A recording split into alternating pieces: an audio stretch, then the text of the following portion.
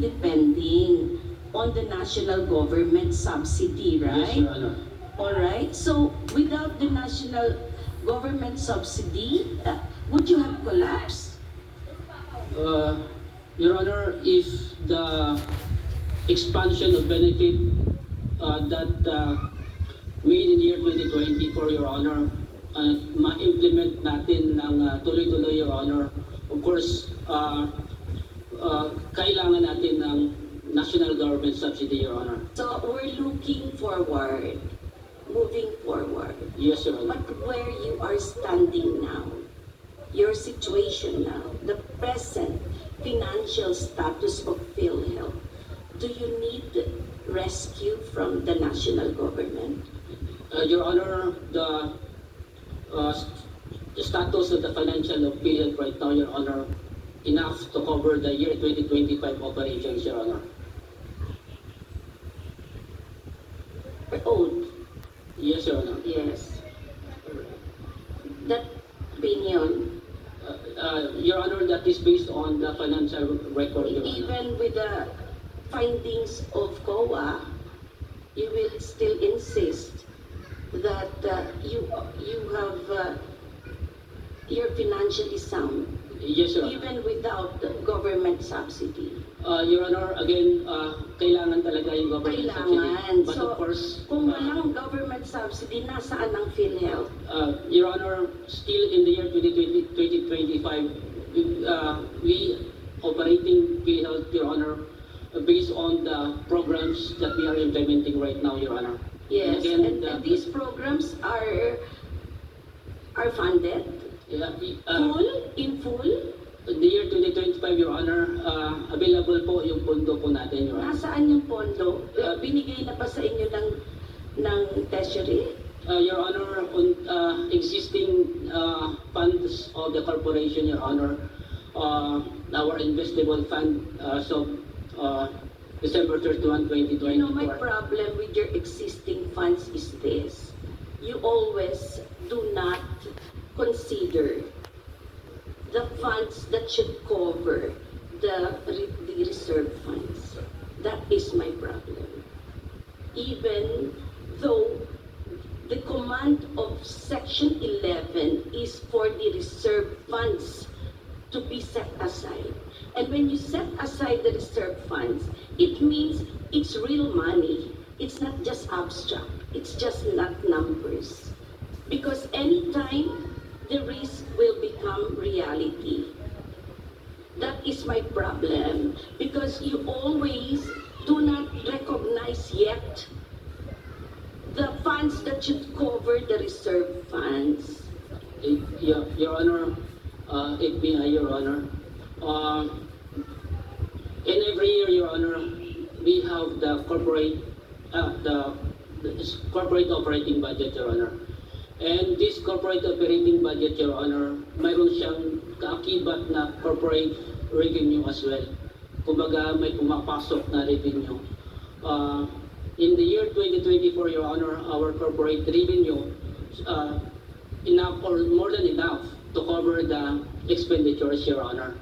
Expenditures, how about the reserve funds? The formula under Section 11 is this, right? Total revenues less expenditures. And the balance, that is where you will get your reserve funds. Your And your Honor, reserve funds, the amount should depend on the actuarial valuation for 2 years. Correct? Your Honor, if may I, on the part of the accumulated revenue that we have, Your Honor, we set aside the reserve fund. Set aside na siya. Then, in the What did you operation, say again, please? na-set aside po natin From from the accumulated revenue. So you are reversing the process prescribed by law? Not necessarily, Your Honor. That is what you were saying. Oh, reserve na agad siya.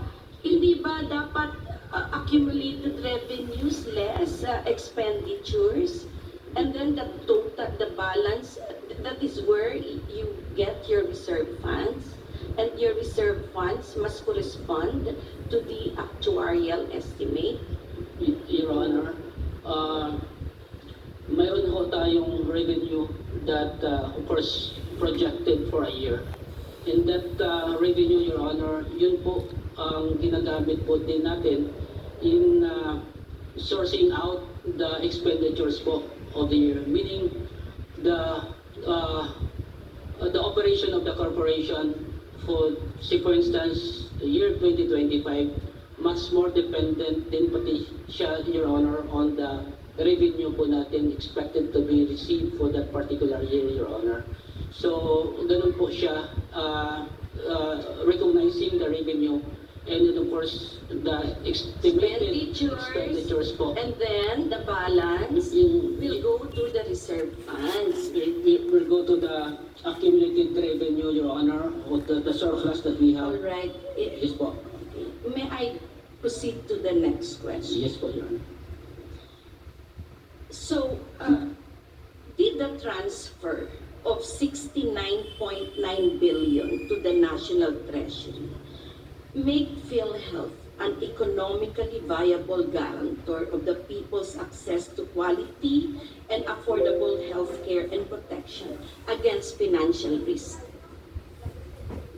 Your Honor, the amount transferred to, Can you just please go direct to the point? Yes or no? sorry, Your Honor. Again, Your Honor, 60 billion pa lang po na transfer po natin. Pa lang, Opo, konti lang, no? 60 billion po. All right, 60 billion, Opo. not 69. Yes po. Ilan ba gusto natin i-transfer? It is estimated, Your Honor. All right, so what is your short answer to my short question? Your Honor, sorry, Your Honor. PhilHealth's,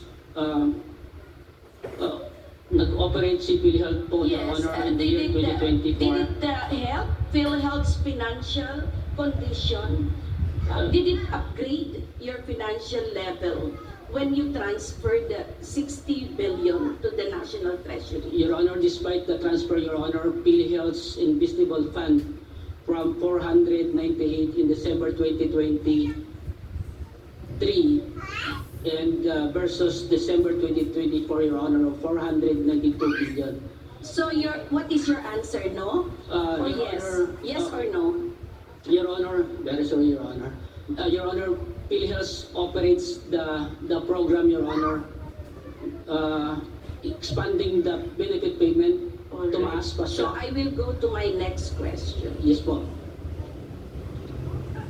Did the transfer of this amount to the National Treasury reduce the deficit of PhilHealth in the amount of 663 billion plus in 2023?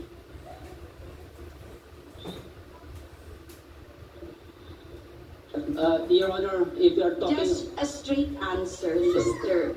Senior Vice President. I'm sorry, Your Honor. Yes. Apology po. Of course, Your Honor, the 60 billion that we transferred Yes reduces. or no? Yes or no? My question is so simple and it is answerable only by yes or no. Your Honor, it reduces, Your Honor. It reduces the deficit even though, yes, did I hear it right? Your transfer of 60 billion to the National Treasury reduced your deficit. Your Honor, I think baliktad sa Your Honor. Because it reduces our accumulated revenue. And of course, kung sa total members equity, Your Honor, tumaas pa siya, Your Honor. You know, Mr. Senior Vice President, I really appreciate you. Thank you very much. Your excuse. Thank you, Your Honor. Chief Justice, thank you very much. Thank you, Justice Javier. May we call on Justice Antonio po for his interpretation. Thank you, Chief. Can anybody answer questions on PhilHealth, please? Government Corporate Counsel? From Masura, please.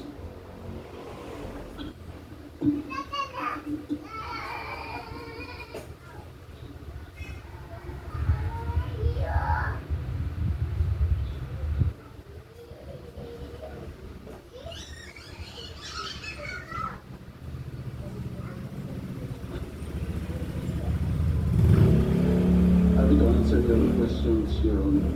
Okay, let us go to section 11 again, the most popular provision in these discussions. Okay, section 11 provides for what is known as the Program Reserve Fund. Before going to the details, can you give me the significance of providing a reserve fund for PhilHealth?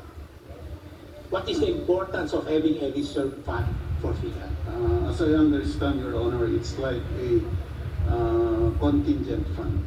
A contingent fund for what purpose?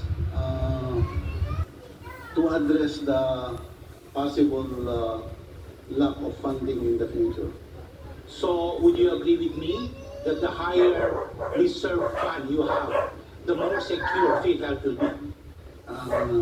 Yes, that's correct, Your Honor. But at the same time, the law provides a mechanism so that Within the mechanism provided for the actuarial.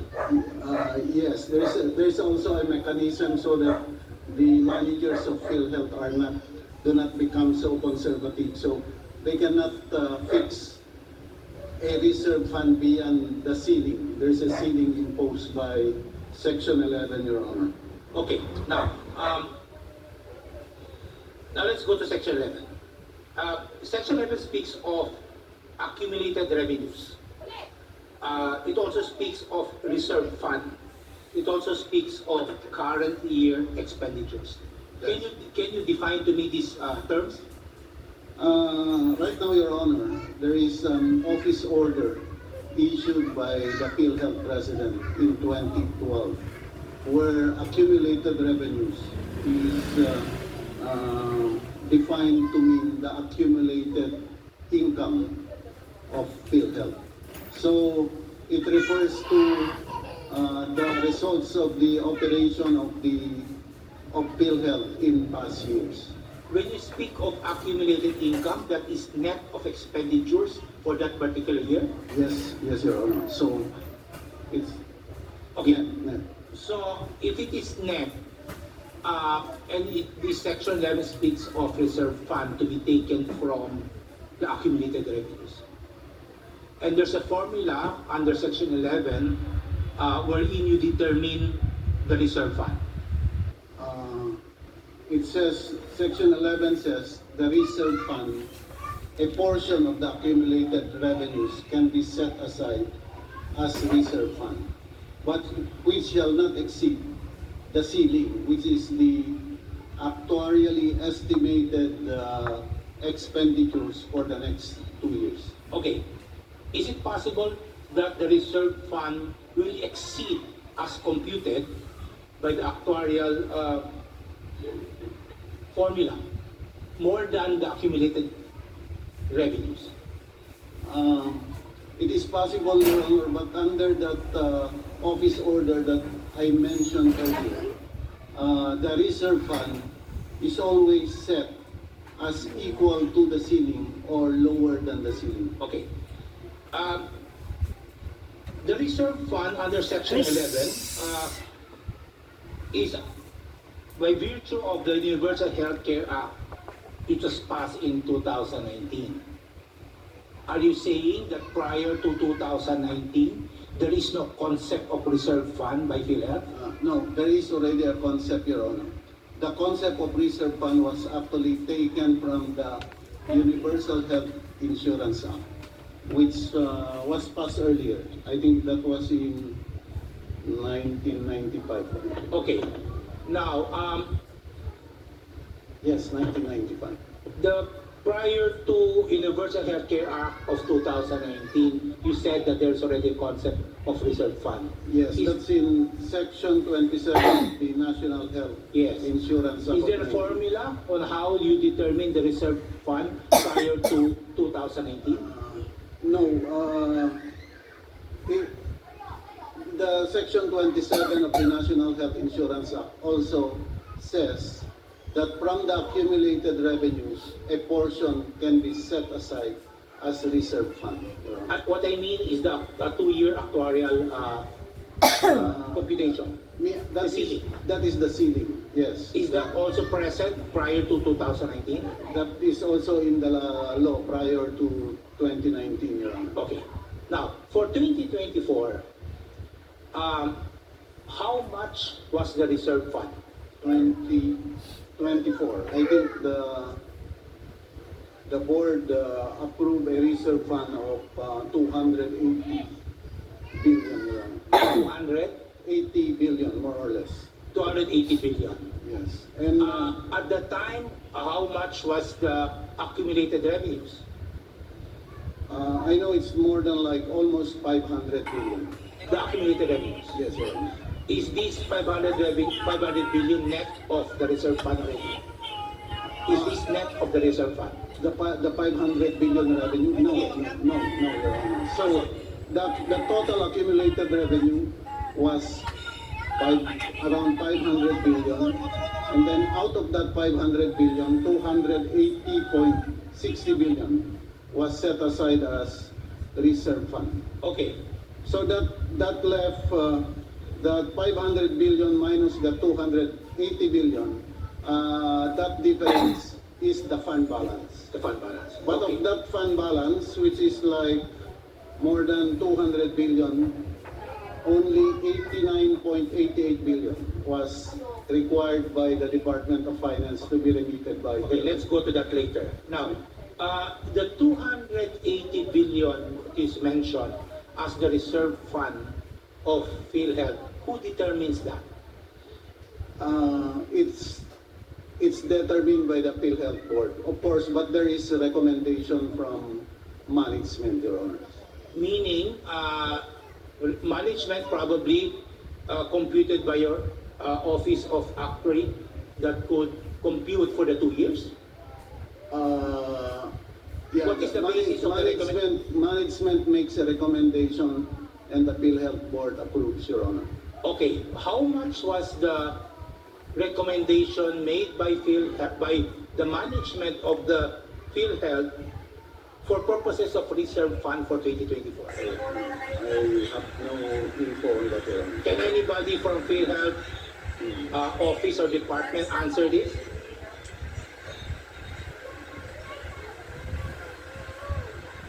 Actually, please.